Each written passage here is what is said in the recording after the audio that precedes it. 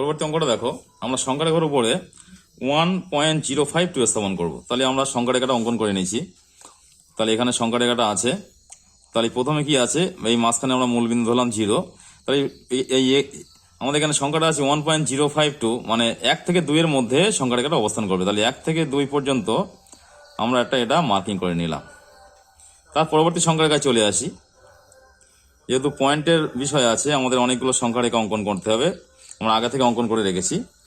তাহলে পরবর্তী আছে 1.1, এটা 1.1, 1.2, 1.3। তাই পরবর্তী 1.0, মানে 1.0 বলতে আমাদের পরবর্তী বিন্দুটা অবস্থান করছে 1 থেকে 1.1 এর মধ্যে অবস্থান করবে।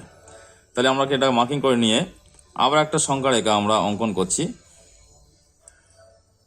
কি সেটা 1.1, 1.01, 1.02 করতে করতে 1.06 পর্যন্ত। তাহলে পরবর্তীটা আছে 1.052। তাহলে 1.052টা কোথায় অবস্থান করবে? 1.05 থেকে 1.06 এর মধ্যে অবস্থান করছে।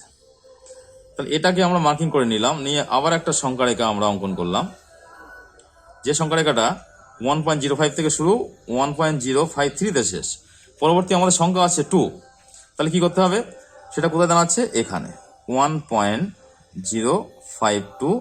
এটাকে আমরা একটা নাম দিই পি বিন্দু।